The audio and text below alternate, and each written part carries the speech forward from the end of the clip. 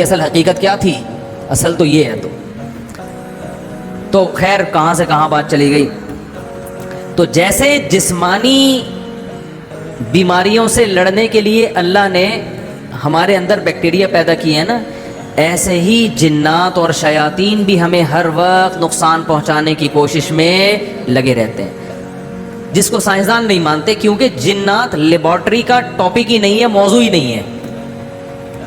انسان مادی چیزوں کے بارے میں غور کر سکتا ہے، جنات کوئی مادی چیز نہیں ہے، اللہ نے آگ سے بنایا ان کو،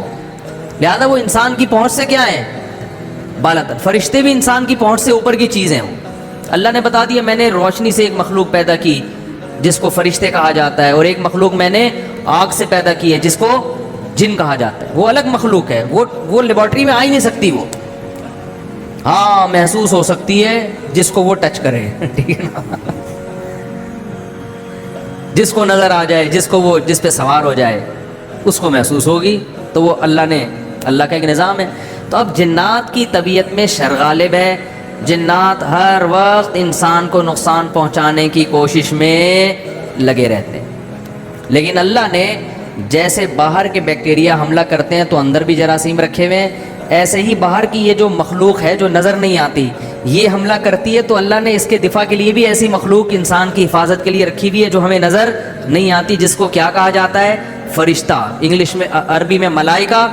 انگلش میں اینجل کہتے ہیں میرا خیال ہے، اور اردو میں فرشتہ، جس کو ہمارے پشتوں میں کہتے ہیں پرشتہ۔ کیا کہتے ہیں، پرشتہ۔ وہ پرشتے سے مجھے یاد آیا، یہ مجھے لفظ کیوں یاد آیا، وہ ہمارے ایک دوست تھے، جماعت میں گئے ہوئے تھے وزیرستان کی طرف، تو وہ کہتے ہیں کہ وہ ان کے گھر اتنے بڑے بڑے ہوتے ہیں، کہہ رہے ہیں ہمارے تو تصور میں نہیں تھا اتنا بڑا گھر بھی کسی کا ہو سکتا ہے، تو کہہ رہے ہیں میں گیٹ کے اندر چلا گیا غلطی سے، میں سمجھا کوئی کوئی گھر نہیں ہے، یہ ویسے ہی کوئی گراؤنڈ ہے، کچھ بھی ہے۔ کہتے ہیں میں گیا تو وہ جو ہے نا وہ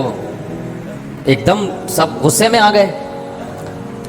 گئے کہ بھئی یہ کسی کے گھر میں تم بغیر پرمیشن کے کیوں داخل ہو رہے ہو۔ کہہ رہے ہیں وہ 2-3 لوگ مجھے پکڑ کے مارنے کے لیے بھاگے، یہ کراچی کے تھے۔ کہہ رہے ہیں وہ شکر ہے ہمارے جماعت کے ساتھی وہ بھی یہیں کے، انہوں نے کہا مت مارو، پرشتہ ہے پرشتہ،